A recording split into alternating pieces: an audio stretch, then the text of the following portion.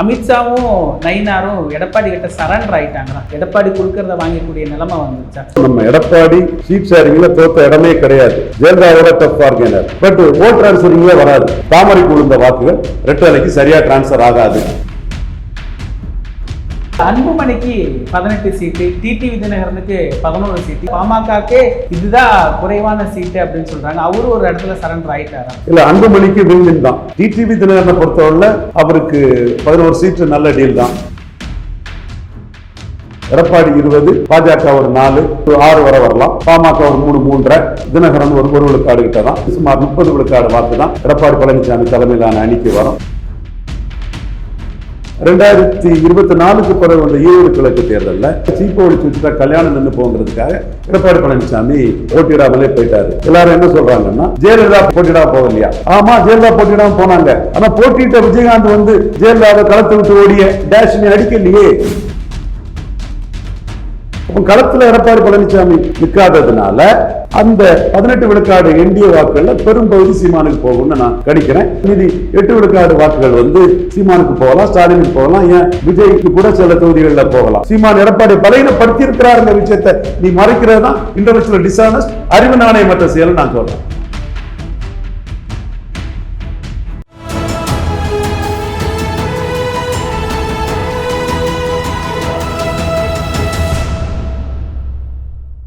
தமிழகம் நேயர்களுக்கு வணக்கம். இன்று நம்முடைய அரசியல் விமர்சகர் திரு ரவீந்திரன் துரைசாமி அவர்கள் இணைந்துள்ளார். சார் வணக்கம். சார் வணக்கம் தம்பி, எப்படி இருக்கிறீங்க சார்? நல்லா இருக்கு தம்பி, நல்லா இருக்கீங்களா? ரொம்ப நல்லா இருக்கிறேன் சார். அமித்ஷாவும் நயினாரும் எடப்பாடி கிட்ட சரண்டர் ஆயிட்டாங்களா? எடப்பாடி கொடுக்கறத வாங்கக்கூடிய நிலைமை வந்துருச்சா? எல்லா சீட் ஷேரிங்கிலுமே எடப்பாடி சாதிக்கத்தான் செய்திருக்கிறாரு. பட் ஓட் டிரான்ஸ்பரிங்ல வராது. நீங்க தாமரைக்கு இருக்கக்கூடிய இடத்துல ஓட்டு போடுவாங்க, வானதி இருக்கிற இடத்துல ஓட்டு விடும், அண்ணாமலை நின்னா ஓட்டு விடும், பொன் ராதாகிருஷ்ணனுக்கு ஓட்டு விடும், தமிழிசை அம்மையாருக்கு ஓட்டு விடும். இந்த 18 விழுக்காடு வாக்காளர்களும் என்டிஏ பிஜேபி வாக்காளர்கள் தாமரை இடத்துல ஓட்டு போடுவாங்க. எடப்பாடி இருக்கிற இடத்துல அவங்க ஓட்டு போட மாட்டாங்க. நீ என்னதான் கருணாநிதி எதிர்ப்பு, திமுக ஆட்சி அகற்றுன்னு சொன்னாலும் அது அவன் எவனும் தியாகம் பண்ணதுக்கு இல்லை. திமுக ஆட்சி அமைச்சிட்டு ரெண்டு ஜாதி கட்சி, வன்னியர் வெள்ளாள கவுண்டர் கட்சிக்கு கிராப்பர் எடப்பாடிக்கு போடுறதெல்லாம் இந்து நாடார்களுக்கு என்ன லாபம் இருக்கு? முக்குலத்தோருக்கு என்ன லாபம் இருக்கு? யாதவர்களுக்கு என்ன லாபம் இருக்கு? பிராமணர்களுக்கு என்ன லாபம் இருக்கு? சௌராஷ்டிராக்கள் என்ன லாபம் இருக்கு? அவதை பார்ப்பான்ல. ஸோ அவன்லாம் எடப்பாடியும் வேண்டாம், ஸ்டாலினும் வேண்டாம், பொதுத்தலை இந்து தலைவர் அண்ணாமலைன்னு போட்டோம்ல. அவன் இப்போ 2 ஜாதி ஆதிக்கத்துக்கு நிற்கக்கூடிய எடப்பாடி கொண்டு எப்படி ஓட்டு போட மாட்டான். பாஜக தொகுதியில் மட்டும் அவன் போட்டது மாதிரி தமிழிசை, பொன்னார், நயினார், வினோத் பி செல்வம், வானதி சீனிவாசன், அண்ணாமலை, ப்ரொஃபசர் சீனிவாசன் என்ன ப்ரொஃபசர் சீனிவாசன், இந்த அவங்களுக்கெல்லாம் தாமரைக்கு வாக்களிப்பாங்களே தவிர அதிமுக அந்த வாக்கு டிரான்ஸ்ஃபர் ஆகாது. அதனால தான் நான் சொல்கிறேன் 4 விழுக்காடுக்கு தான் சீட்டு கொடுத்துருக்கிறாரு. எடப்பாடி 20, பாஜக ஒரு 4 to 6 வரை வரலாம். தென் பாமக ஒரு 3, 3.5, தென் தினகரன் ஒரு விழுக்காடு கிட்ட தான். மற்றவங்களாம் சேர்த்து சுமார் 30 விழுக்காடு வாக்கு தான் எடப்பாடி பழனிசாமி தலைமையிலான அணிக்கு வரும். அதை நான் உறுதியாக நம்புகிறேன்.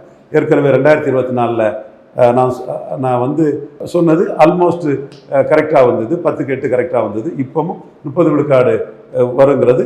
மக்களவைத் தேர்தலிலே தமிழ்நாட்டின் டைனமிக்ஸ் மாறிட்டு, குறிப்பாக ரெட்டலை வந்து எடப்பாடி பழனிசாமி கையில் உள்ள ரெட்டலை 80 ஜெயலலிதா கையில் இருந்த ரெட்டலையை விட சேலம், தருமபுரி, விழுப்புரம், சிதம்பரம், கள்ளக்குறிச்சி, நாமக்கல்ல பவர்ஃபுல். 80 மக்கள் தலைவர் எம்ஜிஆர் மட்டுமல்ல, 2009 புரட்சித் தலைவர் ஜெயலலிதா அம்மையார் கையில் இருந்த ரெட்டலையை விடவும் அது பவர்ஃபுல்லான ரெட்டலை தான். ஸோ இந்த பகுதியில் எப்படி இருக்குது? ஆனால் எங்கள் சீனியர் எட்மண்ட் சார் 40 விழுக்காடு எடுத்த நெல்லை பகுதியிலலாம் 8 விழுக்காடுன்னு அந்த ரெட்டையில் போயிட்டு, ஸோ அங்கே பல ஜாதி பிரச்சனைகள், மத பிரச்சனைகள், பல பிரச்சனைகளின் நடுவில் தான், மொழி பிரச்சனைகள் நடுவில் ரெட்டையில் பல இடங்களில் பலகீனம் அடையுது. அந்த ஜாதி பிரச்சனையில் சில இடங்களில் பலம் பெறுது. எம்ஜிஆர் ஜெயலலிதாவோட பலம் பெறுது. எந்த காலத்தில் இல்லாத அளவுக்கு பல இடங்களில் பலகீனம் அடையுது. ரெட்டையில் பலகீனமான இடத்துல தாமரைக்கு விழுந்த வாக்குகள் ரெட்டைலைக்கு சரியாக டிரான்ஸ்ஃபர் ஆகாது. காரணம், அது மோடி பிரதமர் விழுந்த வாக்கு, அண்ணாமலை லீடராக நினைச்சு விழுந்த வாக்கு. அந்த வாக்குக்குரிய சீட்டுகளை எடப்பாடி கொடுக்காத போது அந்த வாக்கு டிரான்ஸ்ஃபர் ஆகாது. அதைத்தான் சமூக வலைத்தளங்களில் அனைத்து பாஜக நண்பர்களும் பெரிய அளவில் ஸ்ரீதரன்லாம் தம்பி எல்லாம் ரொம்ப இது பண்ணுறாப்புல. பல பாஜகவினர், ஒரு வெள்ளாள கவுண்டர் தம்பி கூட என் பேரை சொல்லுங்கன்னு சொல்லி கூட அதை பதிவு பண்ணியிருக்கிறாப்புல. இப்படிப்பட்ட உணர்வு தான் பாஜக ஓட்டர்ஸ் மத்தியில் இருக்குது. அதனால தான் ஒரு 4 to 6 விழுக்காடு ஓட்டுக்கு மேலே பாஜக மூலமாக எடப்பாடிக்கு டிரான்ஸ்ஃபர் ஆகாது. எடப்பாடிக்கு வாக்கு பலம் 20 தான். அவர் வந்து பன்னீர்செல்வம் போனதும் 13 விழுக்காடு எங்கேயோ போயிட்டு அதை அவர் மறைச்சிக்கிட்டு பார்லிமெண்ட் அசம்பிளின்னு சொல்றாரு. ஓகே, சீமானுக்கும் பிரைம் மினிஸ்டர் கேண்டிடேட் இல்லை. ஏன் சீமானோட கீழே 10 தொகுதியில் சீமானோட 7 தொகுதியில் கூட்டணி வச்சு நின்று தென் மாவட்டங்கள் 30,000 கீழே போனீங்க? சீமானுக்கு என்ன பிரைம் மினிஸ்டர் கேண்டிடேட்டா இருக்கு? ஏன் புதுச்சேரியில் சீமானோட கீழே போனீங்க? உங்களுக்கும் பிரைம் மினிஸ்டர் கேண்டிடேட் இல்லை, அவருக்கும் பிரைம் மினிஸ்டர் கேண்டிடேட் இல்லை. இந்த உண்மைகளெல்லாம் மக்களுக்கு நாம பேசுறோம். மற்ற அரசியல் மனுஷர்கள் பேச மாட்டாங்க. நீ என்ன வேணாலும் பேசு, நாளைக்கு என்ன வேணாலும் ப்ரெடிக்ட் பண்ணு, அதுவா உரிமை. நடந்ததை மறைச்சு பேசாது, அது அறிவு நாணயமற்ற செயல், நயவஞ்சக நரித்தனம். ஸோ நம்ம எடப்பாடி சீட் ஷேரிங்கில் தோத்த இடமே கிடையாது. ஜெயலலிதாவோட டஃப் ஆர்கனைனர். தோத்த ஒரு இடம் உண்டுன்னா சந்தர்ப்ப சூழ்நிலையில் 2021 கலட்டி விடப்பட்ட தேமுதிகவுக்கு 24ல் 5 MP சீட்டு கொடுத்தாரு. இன்னும் தேமுதிகவுக்கு 21 ஓட்டை வச்சு பேசக்கூடிய ஐயா நேர்மையாளர்களே, உங்க கவனத்துக்கு வைக்கிறேன். ஏன் 1/2% கீழே போன தேமுதிகவுக்கு 5 சீட்டு எடப்பாடி பழனிசாமி 24ல் கொடுத்தாரு? எங்க கொடுத்தாரு?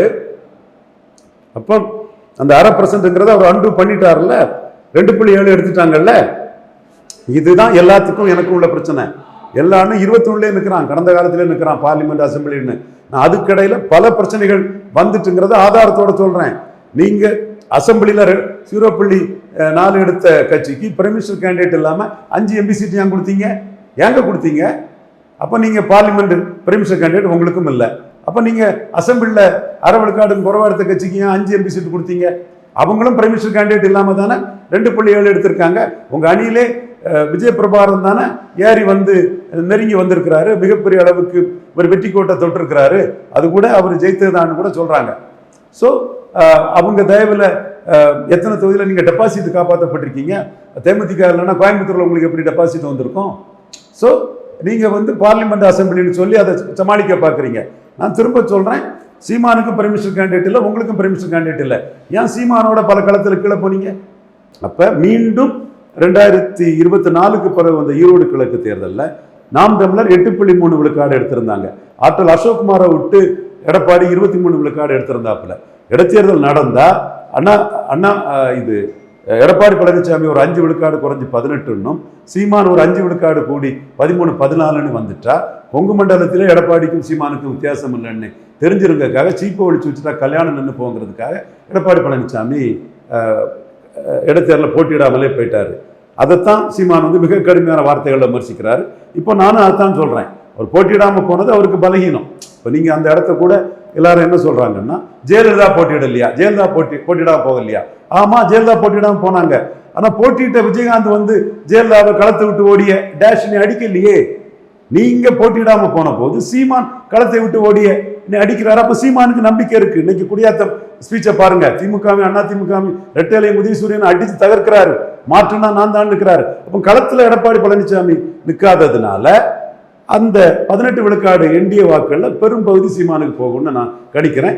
அது எடப்பாடியும் அதைத்தான் கணிச்சு 4 விழுக்காடுக்குள்ள சீட்டை தான் கொடுத்திருக்காரு. மீதி 8 விழுக்காடு வாக்குகள் சீமானுக்கு போகலாம், ஸ்டாலினுக்கு போகலாம், ஏன் விஜய்க்கு கூட சில தொகுதிகளில் போகலாம். அதுக்கு பிறகு சீமானுக்கு நிலைப்பாட்டில இருந்து மாறி இருக்கீங்க. சீமான் கன்சிஸ்டன்டான நிலைப்பாட்டில் இருக்காரு. அப்புறம் 2 தொகுதிகள்லையும் கண்டஸ்ட் பண்ணாம ஓடி ஒளிஞ்சிருக்கீங்க. இது எல்லாம் சீமான் இதுவரை பலகீனப்படுத்தினாருங்கிறத ரங்கராஜ் பாண்டே மறைக்கிறது அறிவு நாணயமற்ற செயல், கல்யாணராம மறைக்கிறது அநாகரிகம், ஜேவிசி செர்ரா மறைக்கிறது நியாயமற்ற செயல். இனிமேல் நீங்க என்ன வேணாலும் சொல்லுங்க, நான் சொல்றேன், இனிமேலும் அதிமுக ரெட்டலையில் பலன் இல்லாத ஜாதிகள் மூலமா சீமான் பெரிய அளவு எடப்பாடியை பலகீனப்படுத்துவார். 18 விழுக்காடு என்டிஏ வாக்குல பெருமளவு சீமானுக்கு கிடைக்குங்கிறத நான் தெளிவா சொல்றேன். இது தேர்தல் முடிவுல பாத்துக்கலாம். ஆனா நீங்களும் ஒன்னு ப்ரெடிக்ட் பண்ணலாம், நானும் ப்ரெடிக்ட் பண்ணலாம். நடந்த விஷயம், ஜெயலலிதா உயிரோடு இருக்கும்போது 1.1 இருந்த சீமான் காஸ்ட் நியூட்ரல் லீடராட்டு, அனைத்து ஜாதிகளுக்கும் வேலுப்பிள்ளை பிரபாகரன் இமேஜில் பொதுவானவராட்டு வளரும் போது நீங்க வன்னியர் வெள்ளாள கவுண்டர் கட்சியாட்டு மாறினதுல தான் அதிமுக ஜெயலலிதாவுக்கு ஓட்டு அளிச்ச உங்களை பெரிய அளவு சீமானுக்கு வாக்களிச்சு நீ உங்களோட பலகீனம் தான் சீமான 8.22க்கு கொண்டு வந்திருக்குது. உண்மையை ரங்கராஜ் பாண்டே மறைக்க முடியாது, துக்ளக் ரமேஷ் மறைக்க முடியாது, கல்யாணராமன் மறைக்க முடியாது, எந்த சோதரரும் மறைக்க முடியாது.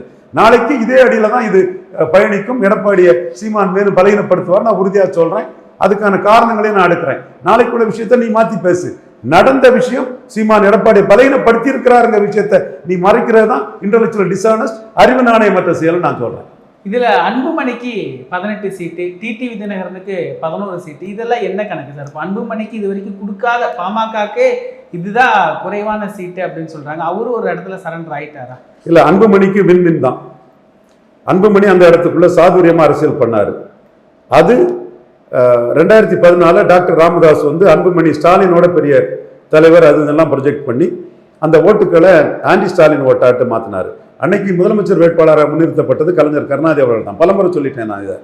அப்போ ஆன்டி டிஎம்கேங்கிறதே அன்புமணி ஸ்டெடியா வச்சு அந்த 23 சீட்டு வாங்கின இடத்துல அவர் 18 சீட்டு வாங்கிட்டாரு. இந்த இடம் எடப்பாடி பழனிசாமிக்கும் சீட் கன்வெர்டபிலிட்டி உள்ள இடங்கிறது அன்புமணிக்கு செல்வாக்கான இடம் தான். ஸோ சீட் கன்வெர்டபிலிட்டிக்கு அன்புமணி தேவை.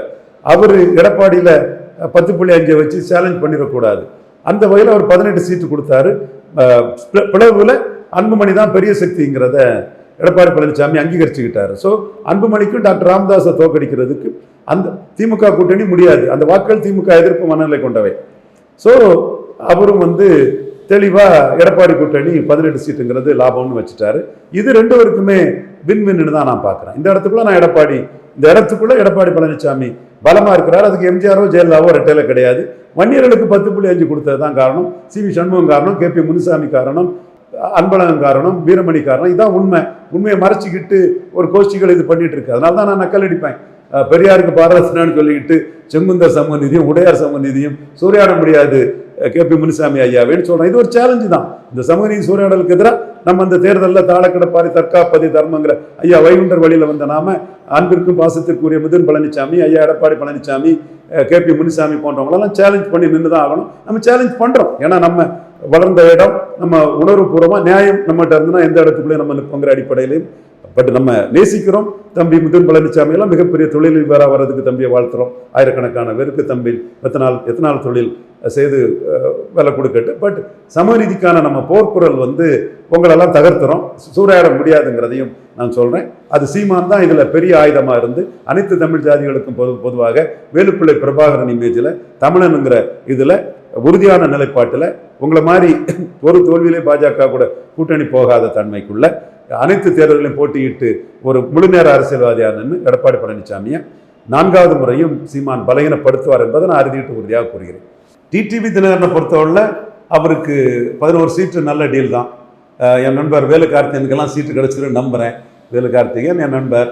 அதே மாதிரி சோளிங்கரில் அவரோட நின்று பார்த்திபனுக்கு சீட்டு கிடைச்சிருன்னு நினைக்கிறேன். செந்தமிழன் அவருக்கு சீட்டு கொடுத்தோன்னு நினைக்கிறேன். தன்னோட லாயலிஸ்டாக நின்றவங்களுக்கு இந்த சூழ்நிலையில் தன்னை நம்பி நின்றவருக்கு ஒரு லீடர்ஷிப் குவாலிட்டியோட தினகரன் சீட்டு வாங்கி கொடுக்குறாரு.